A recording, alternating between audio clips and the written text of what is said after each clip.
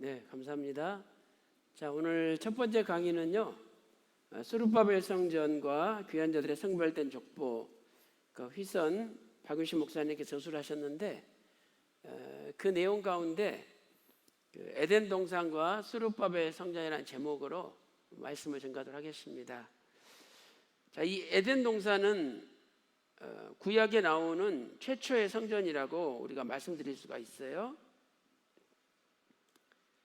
그 다음에 이 스룹바벨 성전은 구약에 나오는 마지막 성전이다, 이렇게 우리가 말씀드릴 수가 있습니다. 그래서 구약에 나오는 첫 번째 최초의 성전과 마지막 성전을 비교하면서 하나님의 구속 경륜이 어떻게 전개되는지 살펴보도록 하겠습니다. 자, 하나님의 구속 운동은 구약 시대는 성전을 중심으로 진행이 되었죠.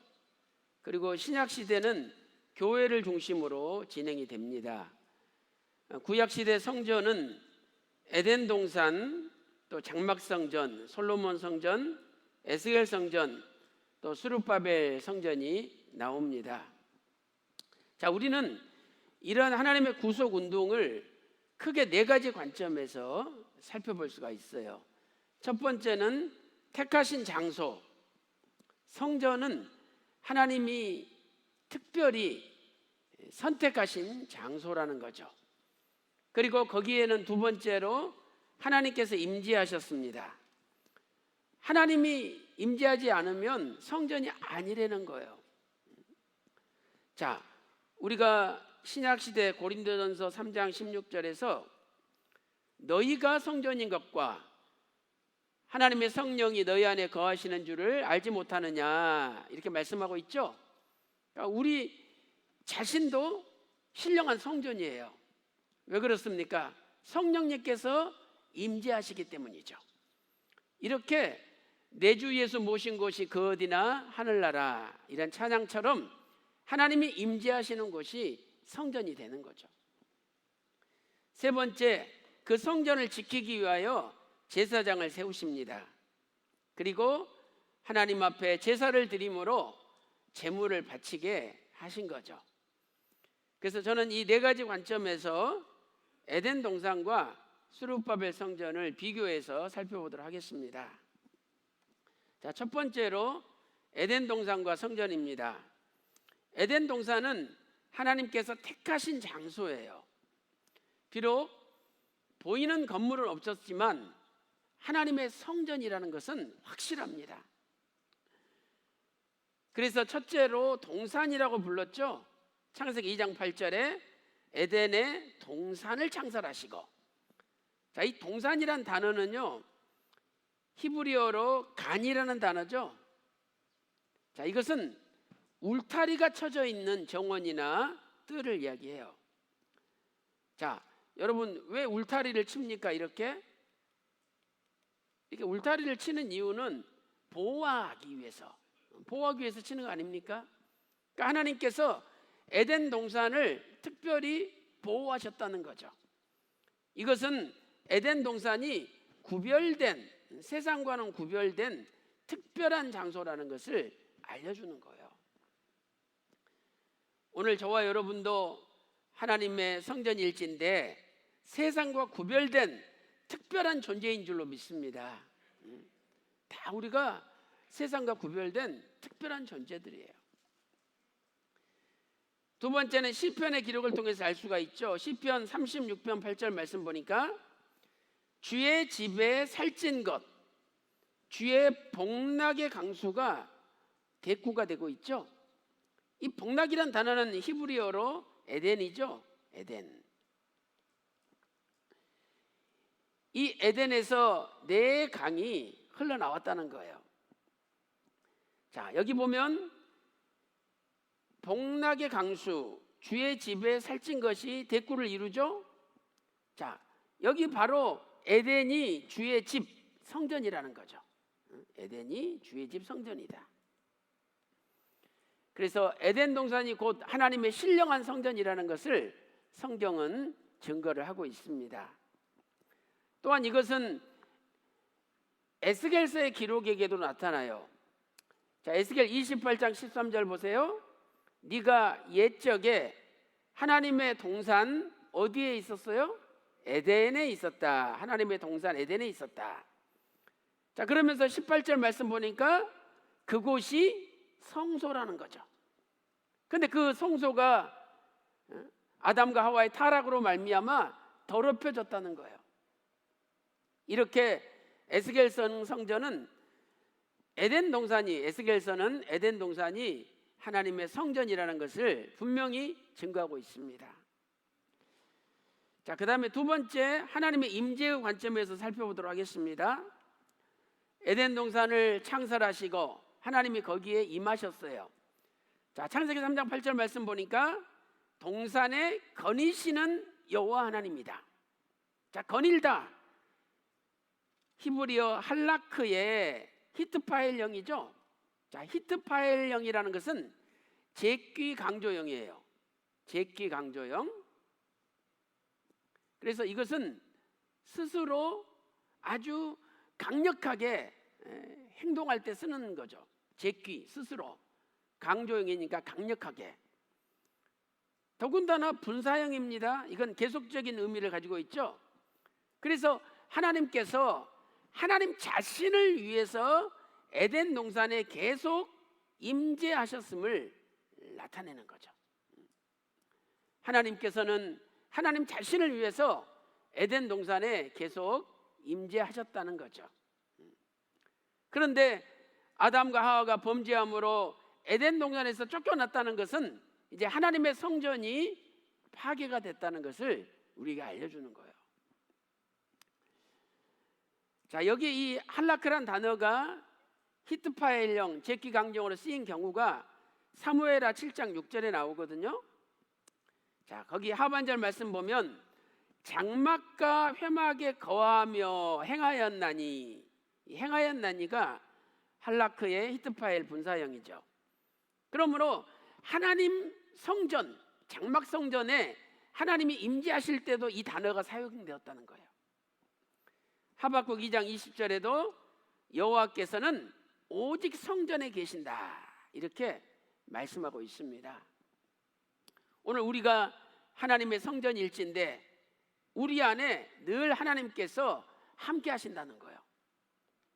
그런데 우리는 하나님이 함께 하시는 걸 잊어버리고 순간 죄짓고 하나님 마음을 아프게 할 때가 너무 많잖아요. 그래서 우리는 늘 하나님의 임재 의식을 가지고 살아갈 때에 이 세상의 죄악을 이기고 승리할 수가 있는 겁니다.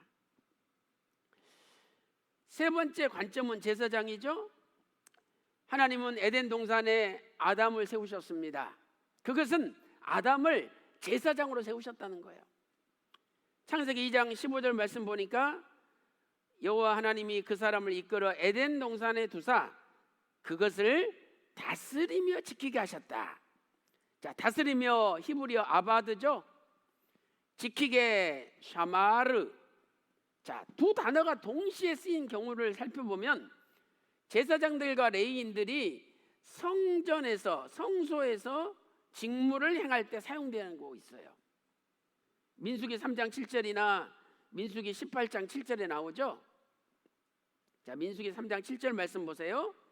회막에서 시무하되, 시무가 아바드, 하되 샤마르. 또 민수기 18장 7절에 제사장의 직분을 지킨다, 샤마르, 섬기라, 아바드가 쓰이고 있어요. 이렇게 하나님께서는 아담을 에덴 동산의 신령한 제사장으로 세우셨습니다.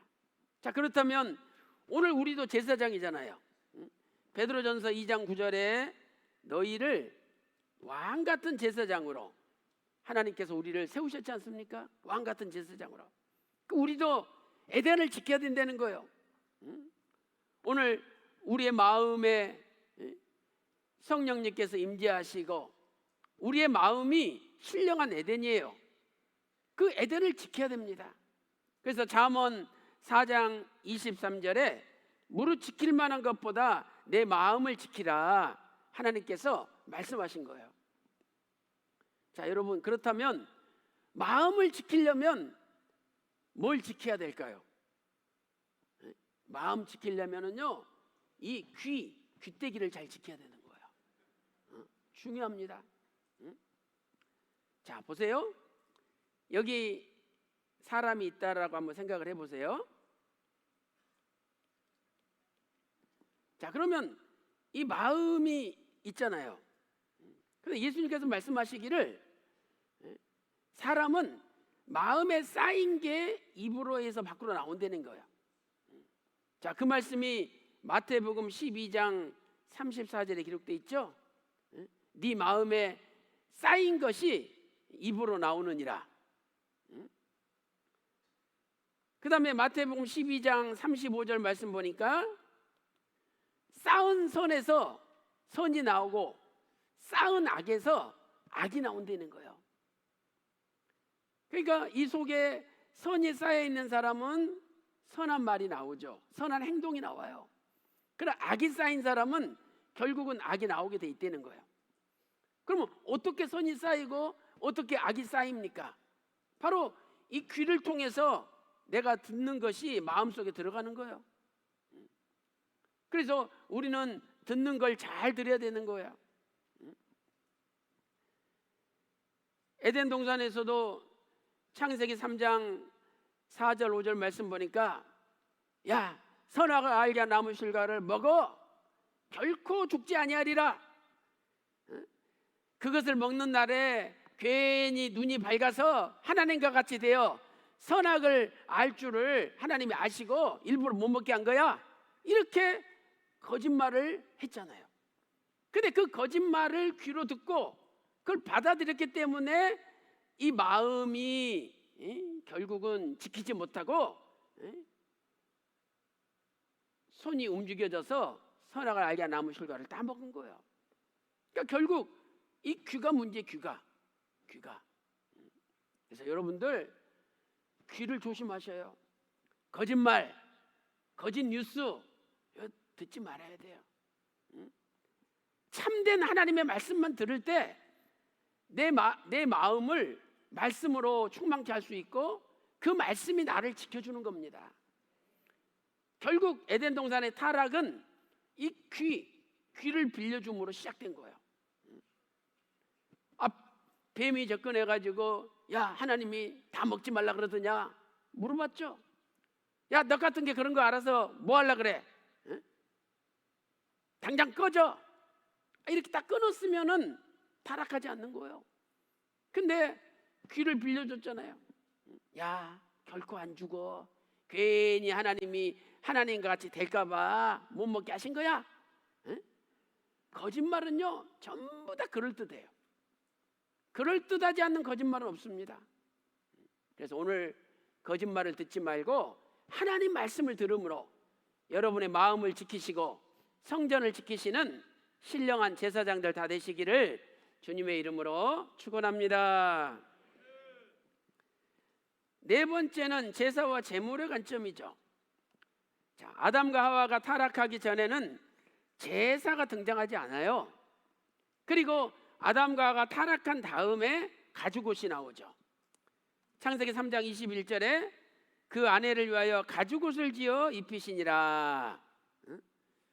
이 가죽을 얻으려면 무언가 짐승이 희생이 돼야 되죠. 이것은 바로 예수님께서 십자가에서 우리 죄를 위하여 희생되실 것을 보여주는 겁니다. 예수님은 하나님의 어린 양으로서 자신을 희생하셨어요. 그래서 고린도전서 5장 7절에 6월절 곧 그리스도께서 희생이 되셨느니라. 예수님은 6월절 양으로 희생이 되셨어요. 또 요한복음 1장 29절에도 보라 세상 죄를 지고 가는 하나님의 어린 양이로다 이렇게 말씀을 하고 있는 거죠.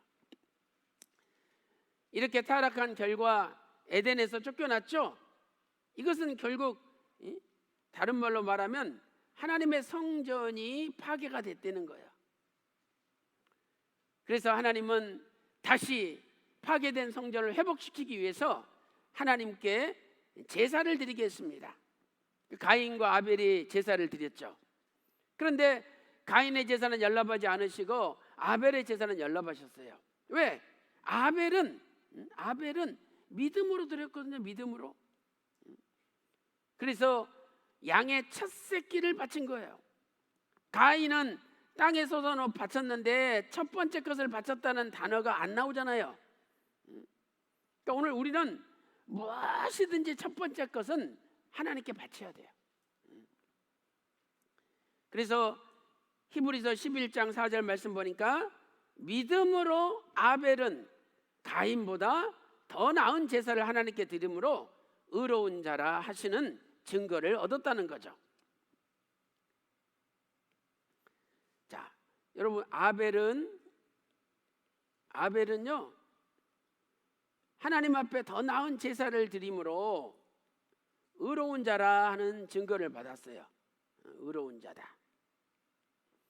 이 아벨은 바로 예수님을 나타내죠. 그러니까 예수님께서 십자가에서 영원한 제사를 드리셨어요. 영원한 제사.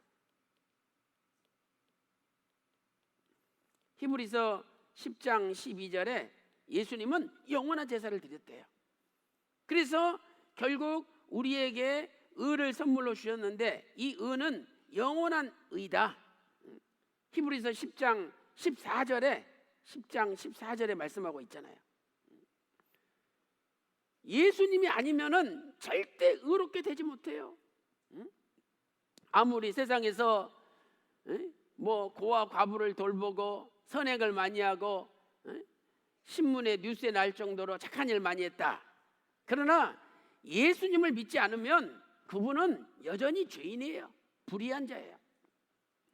그러나 반대로 내가 세상에 아무리 많은 죄를 지었다 할지라도 트럭으로 수십 트럭 죄를 지었다 할지라도 예수님을 믿고 진심으로 회개했다면 그분은 영원한 의를 선물로 받은 거예요.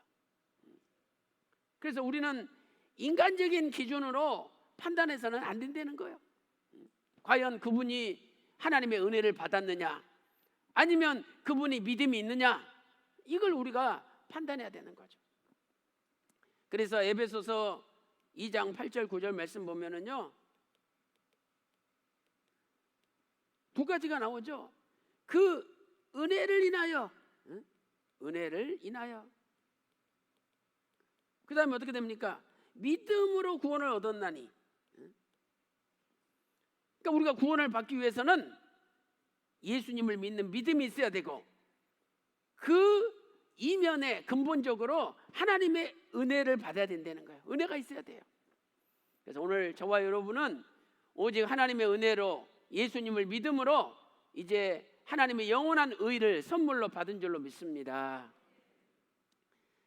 이렇게 예수님께서 십자가에서 죽으시고 피를 흘리심으로 단번에 제사를 드렸죠. 히브리서 9장 12절에 자기 피로 영원한 속죄를 이루사 단번에 성소에 들어가셨느니라. 그래서 우리에게 영원한 의를 주신 거죠. 영원한 의를. 자, 여러분 이 의라는 한문을 잘 보세요. 얼마나 멋있어요. 이 위에가 양을 뜻하잖아요. 양. 밑에가 나아자. 나를 뜻하는 아잖아요. 나아자. 그러니까 내가 어린 양 대신 예수님 밑에 들어갈 때 의롭게 되는 거예요. 절대 예수님 밑에 들어가지 않으면 의롭게 안 됩니다. 그래서 오늘 우리도 예수님 믿고 예수님 밑에 우리가 들어가서 예수님의 우산 아래 들어가서 의롭게 된 줄로 믿습니다. 로마서 3장 21절 24절 보세요.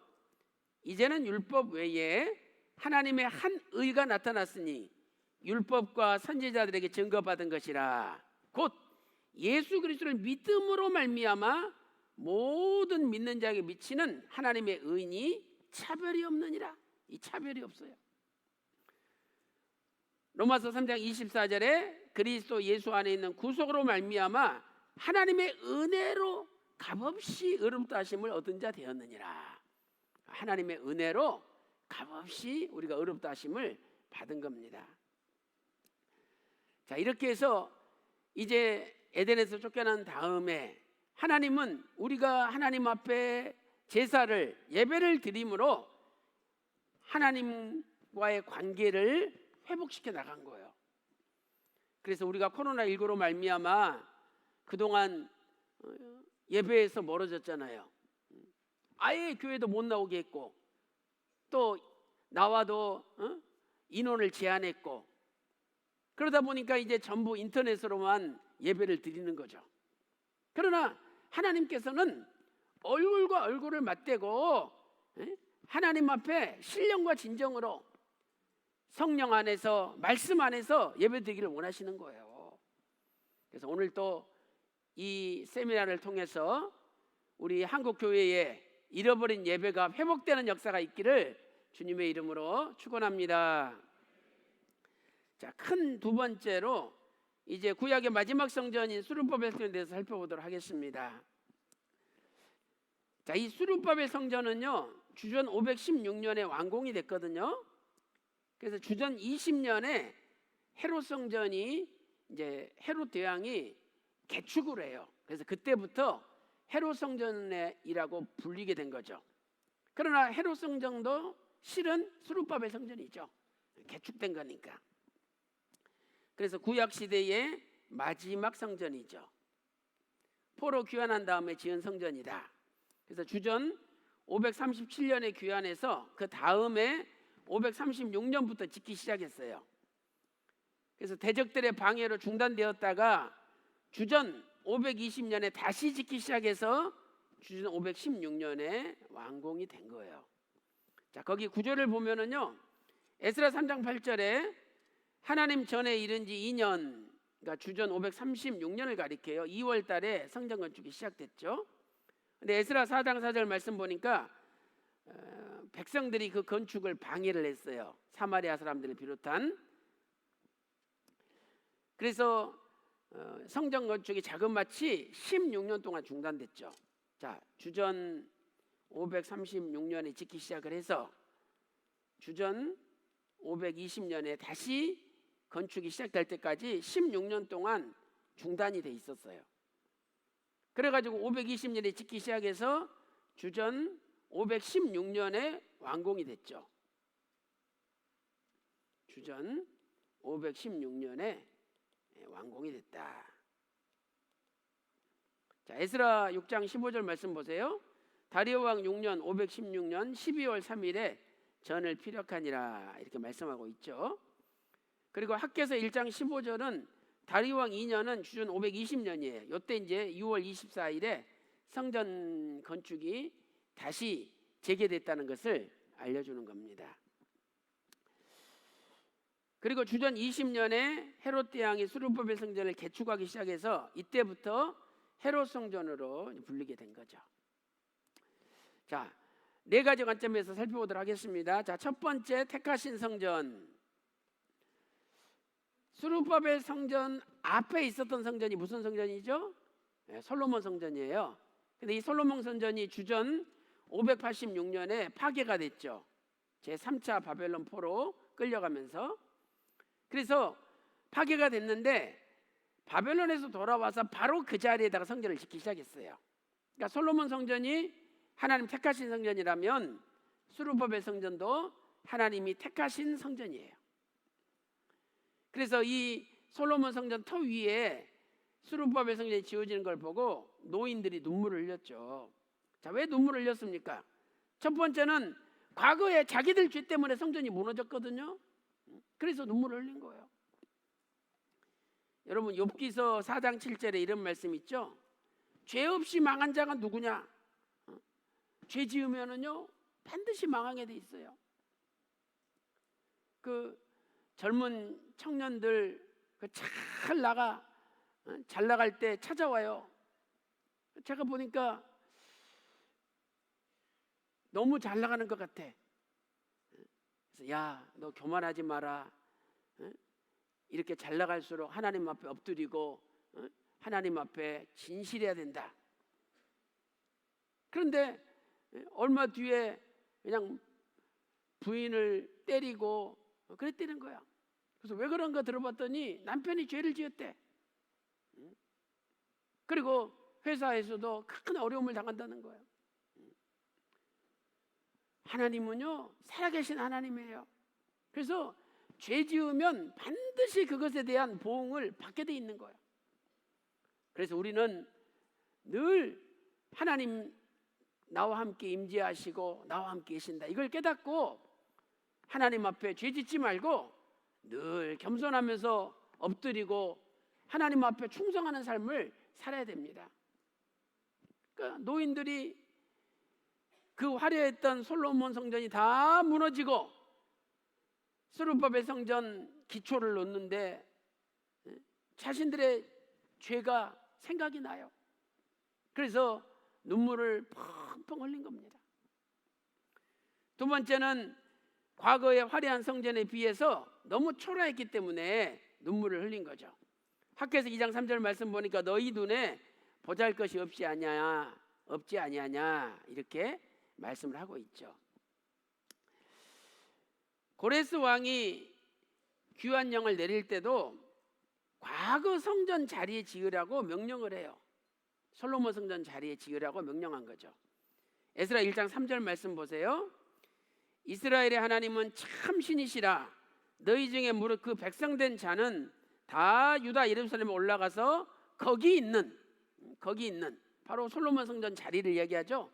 거기 있는 여호와의 전을 건축하라, 이렇게 명령을 한 겁니다. 자, 두 번째 하나님의 임재의 관점을 보겠습니다.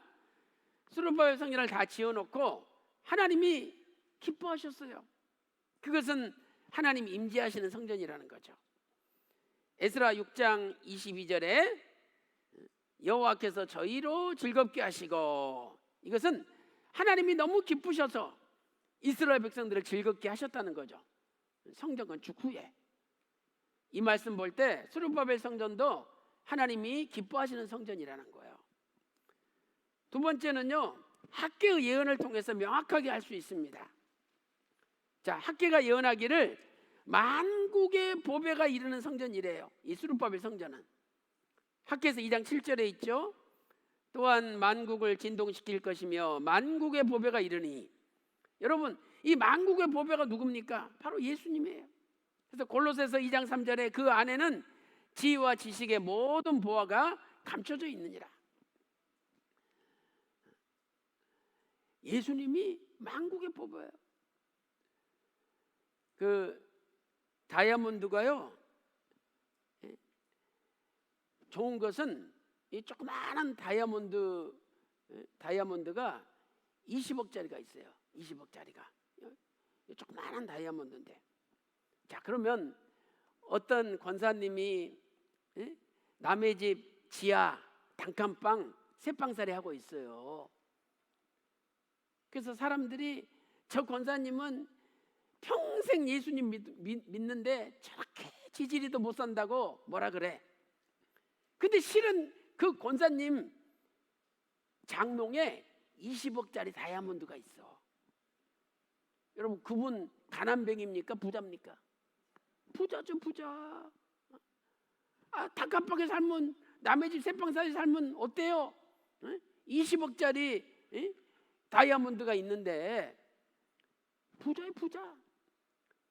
근데 그 권사님한테는 20억짜리 다이아몬드가 아니라 몇 해에 해당되는 다이아몬드가 있어. 바로 예수님이 계신다 이 말이에요. 그러니 얼마나 부자. 청와대 대통령 부럽지도 않아요. 백악관의 미국 대통령 부럽지도 않아. 그래서 늘 그 권사님은 싱글벙글 늘 행복하게 자신만만하게 사는 거예요. 아니, 여러분들도 만국의 보배이신, 한 나라가 아니라 만국의 보배이신 예수님을 모시고 사는데 왜 이렇게 어깨가 쭉 처져 있고 맨날 돈 없다 그렇고 맨날 그렇게 초라하게 사냐 이 말이죠. 그럴 필요 없어요. 자신만만하게 사세요. 이 세상에서 여러분들이 제일 큰 부자인 줄로 믿습니다. 그래서 여자분들 너무 남자들 뭐라 그러면 안 되는 거예요. 참 우리 대한민국 남자들 불쌍해 보면은. 왜? 부인한테도 대접 못 받잖아요. 평생 돈 벌어다 주고 다 갖다 줬는데 나이 늙으면 다 부인들이 멀리해요. 그 70대 남자가 응급실에 실려왔대요. 부인한테 두들겨 맞아서. 그래가지고 간호사가 너무 불쌍해서 아니 어르신 어쩌다가 이렇게 맞으셨냐고 그랬더니 아니 배고파서 밥 좀 차려달라 그랬더니 에이? 너는 손이 없냐 발이 없냐 나한테 왜 밥을 차려달라 그러냐 그러면서 그때부터 두들겨 패드리는 거야. 또 80 먹은 남자분이 또 부인한테 맞아가지고 왔어요.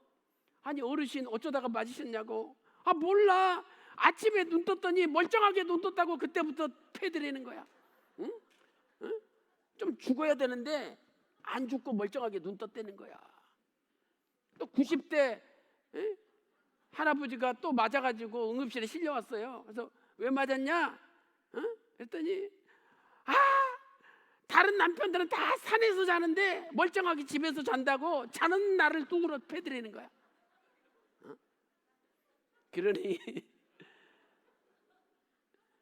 여러분 남자분들 불쌍해요. 좀 잘 좀 해주세요.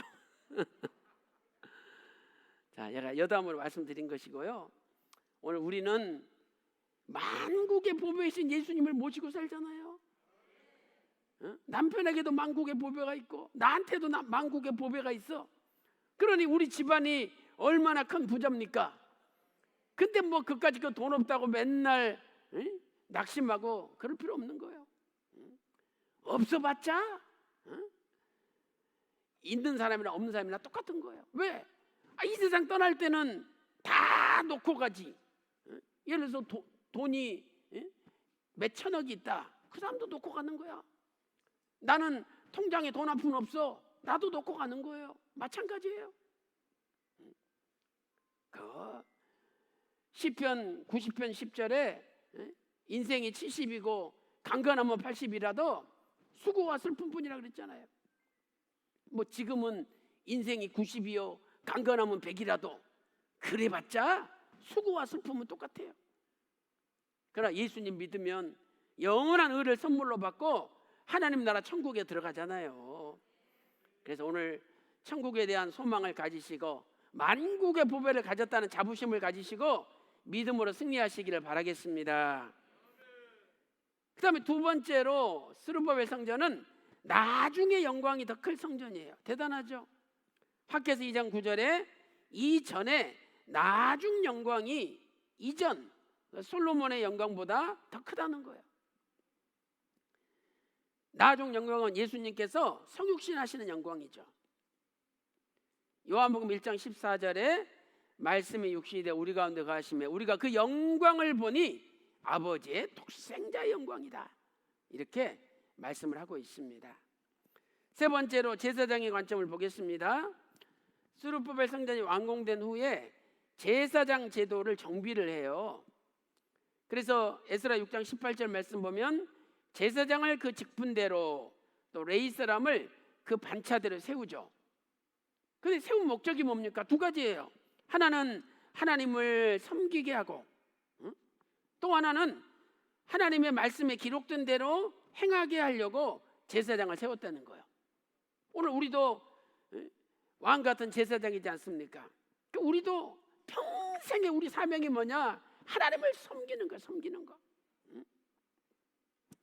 첫째로 하나님을 섬기는 거죠. 에스라 6장 18절에 섬기다 히브리어 아비다라는 단어죠.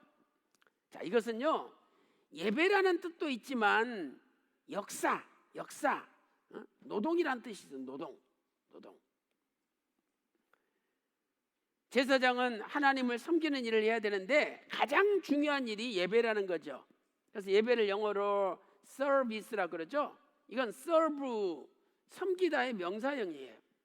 그래서 아비다의 노동이라는 뜻이 있지 않습니까? 노동. 마치 노동하듯이 예배를 드려야 된다는 거예요. 그 한국교회 뭐라 그럽니까? 야, 오늘 예배 받니? 예배 받니? 이렇게 물어봐요.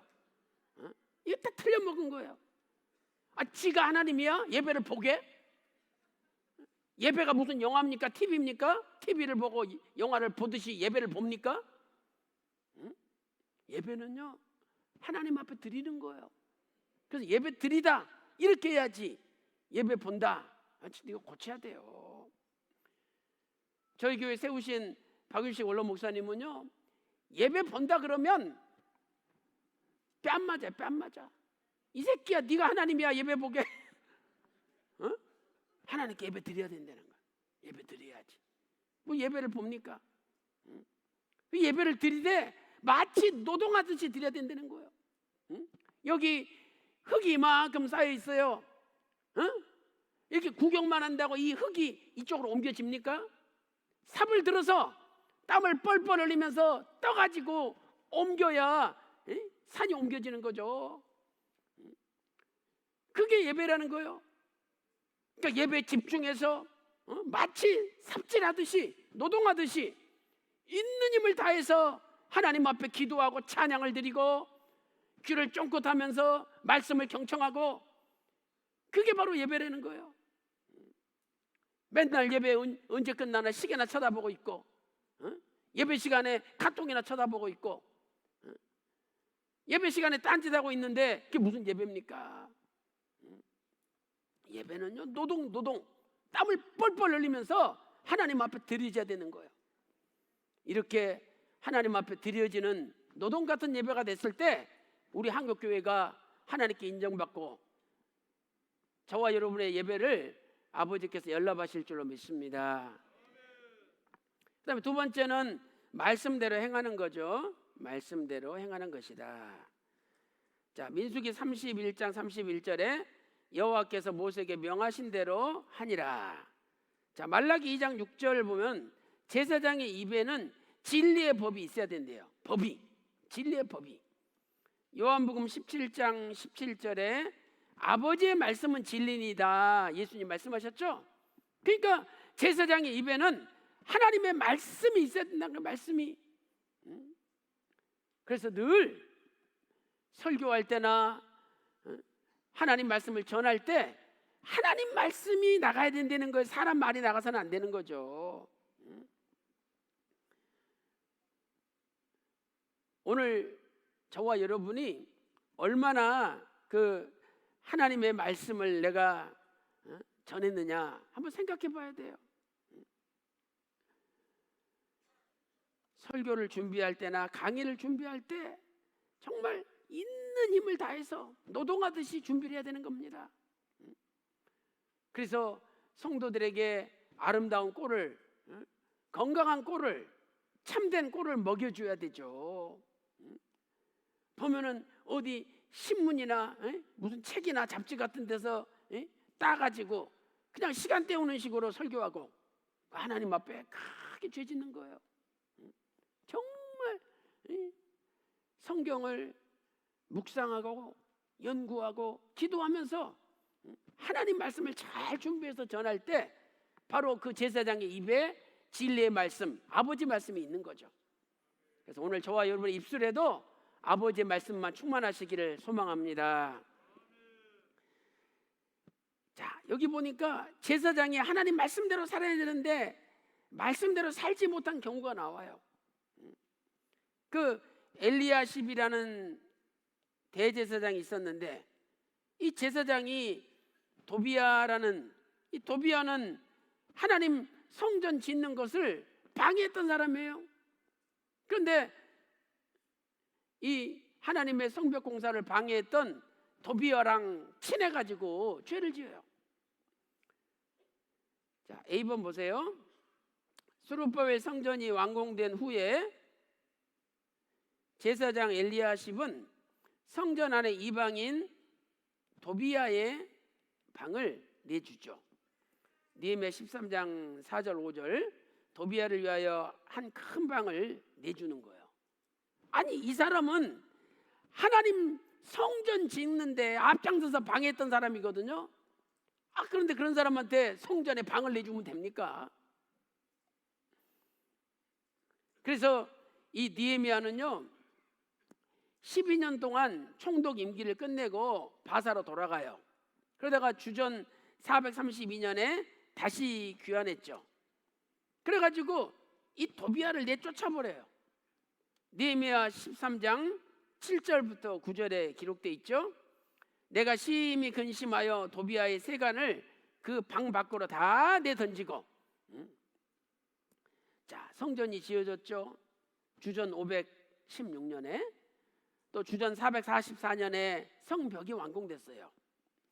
자, 여러분 한번 알려드릴게요. 성전은 주전 516년에 완공됐죠. 그다음에 예루살렘 성벽은 주전 444년에 완공됐거든요. 그래서 이 성벽이 지어졌어.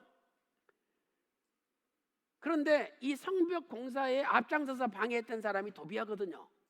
근데 이 도비아한테 방을 내준 거예요, 대제사장이. 그 왜 내줬겠습니까? 친하니까.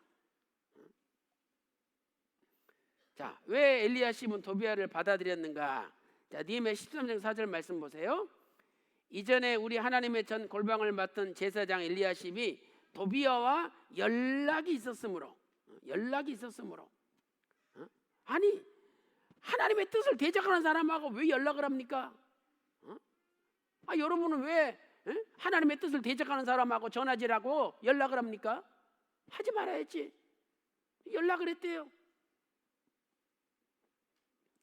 히브리어로 카로브란 단어죠. 그냥 가까운 이런 뜻이거든요. 가까운. 그래서 도비아는 성벽 건축을 방해했던 사람이었는데 그와 가까이 한 것이 하나님 앞에 더 큰 죄가 된 거예요. 자, 그렇다면 오늘 우리는 누구랑 가까이 합니까? 느헤미야 2장 19절에 암몬 사람 도비아가 나오죠. 우리를 업신여기고 비웃었죠. 네 같은 것들이 무슨 성벽을 짓냐고. 야, 여우가 올라가도 무너진다. 느헤미야 4장 3절에 있죠. 그러니 이런 사람과 가까이 하지 말라는 거예요. 그럼 우리는 하나님과 가까이 해야 되죠. 시편 73편 28절에 여호와께 가까이함이 내게 복이라. 하나님께 가까이 하는 게 복이라는 거예요. 그래서 기도할 때 하나님 가까이 해주신다. 신명기 4장 7절에 기록되어 있잖아요. 기도할 때마다 하나님 가까이 해주신다고. 열심히 기도하고. 요한복음 1장 1절에 말씀이 하나님인데 하나님의 말씀을 가까이 할 때 하나님을 가까이 하는 거예요. 요한복음 1장 1절에 태초의 말씀이 곧 하나님이시다. 분명히 말씀하고 있잖아요. 그래서 우리의 남은 생애는요, 세상 가까이 하지 마시고 오직 하나님의 말씀 가까이 하시고 또 기도 가까이 함으로 하나님과 가까이 할 때 저와 여러분의 앞길에 큰 복이 쏟아지시기를 주님의 이름으로 축원합니다. 자, 네 번째 제사 제물의 관점입니다. 성전이 완공되고 712마리의 제물을 드렸죠. 그래서 그 숫소가 에스라 6장 7절 말씀 보니까 100마리죠. 그 다음에 수양이 200마리. 그 다음에 어린 양이 400이죠. 어린 양이 400. 순염소가 12마리예요. 수염소가 12마리. 그래서 합치면 712마리거든요. 그래서 이 수염소 12마리는 12지파를 나타내는 거고요. 그 다음에 700마리는 70 곱하기 10이잖아요. 이스라엘 백성들이 애굽에 들어갈 때 70가족이 들어갔잖아요. 그래서 이스라엘 백성들이 전체가 다 하나님 앞에 드렸다. 만수를 이야기해요. 그래서 이 10이라는 것은 만수죠.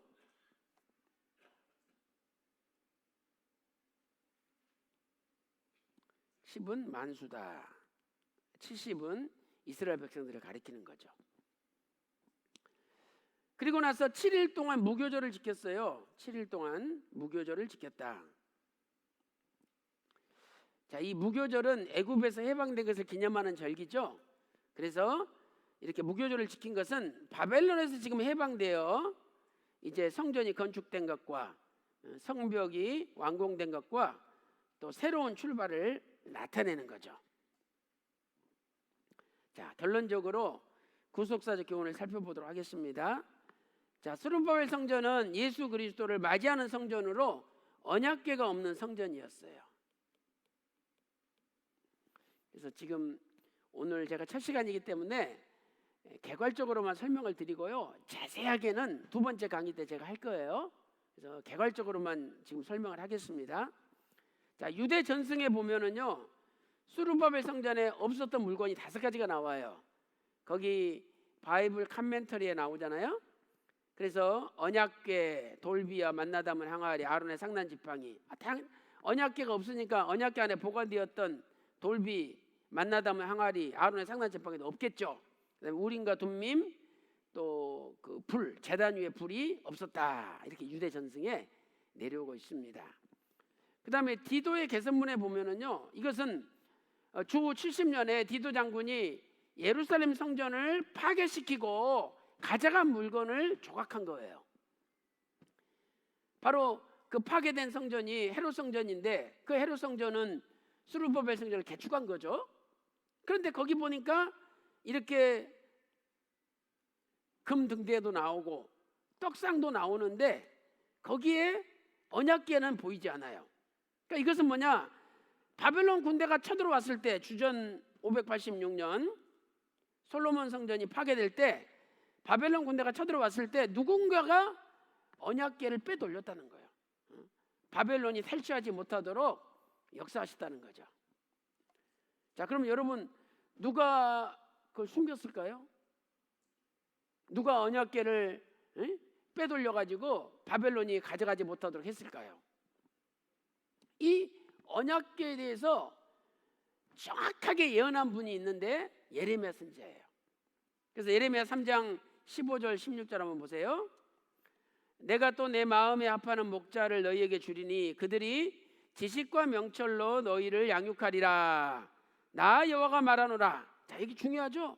나 여호와가 말하노라. 이건 사람 말이 아니라 하나님 말씀이라는 거예요. 그러면서 이제 앞으로 언약궤가 없는 시대가 온다는 거예요.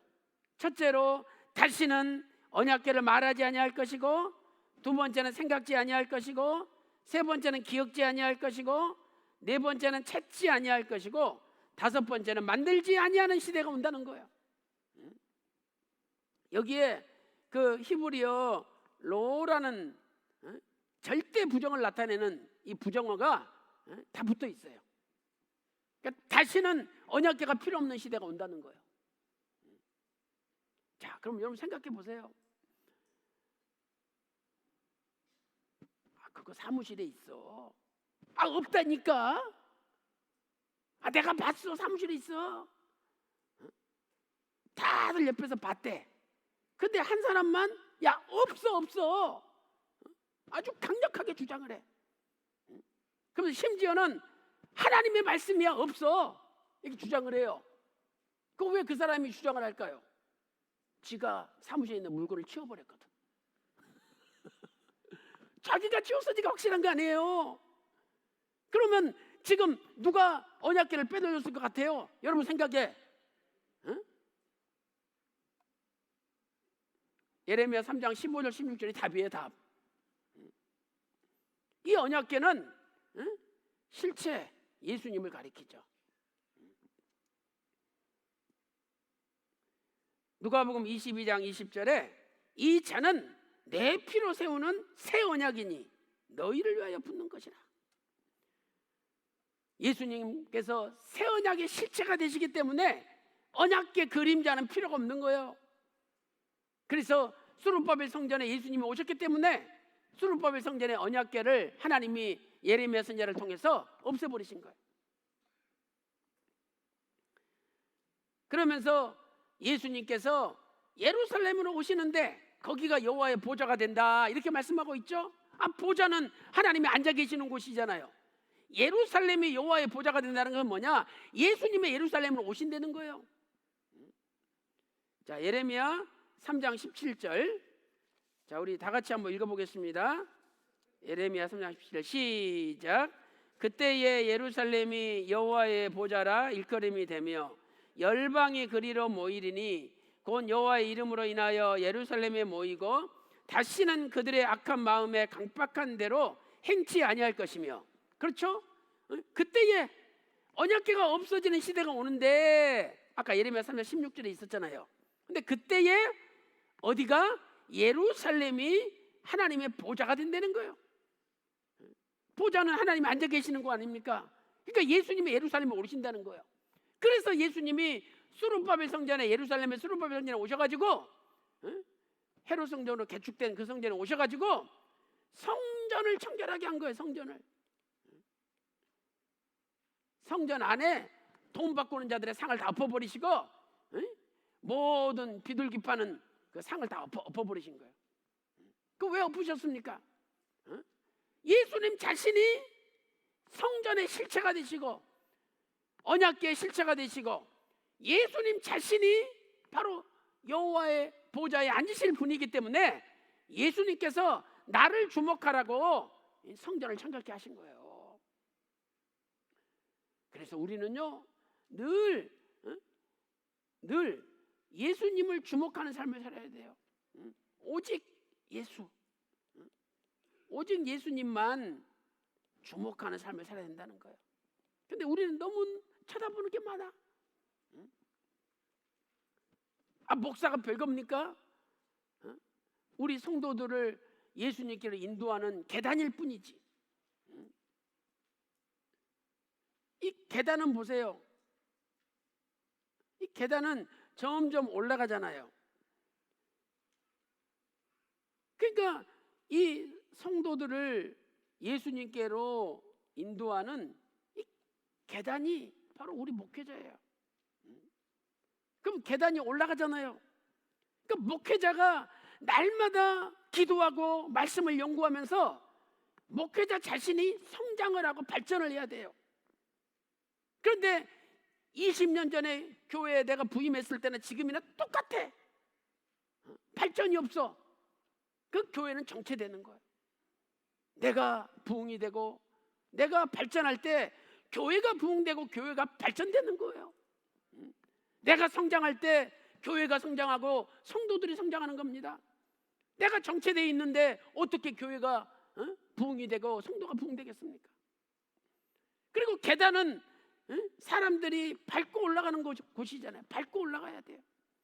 내가 희생이 돼야지 높이 올라갈 수가 있는 거예요. 목사는 주의 종이고 목사는 희생이 돼야 되는 거예요.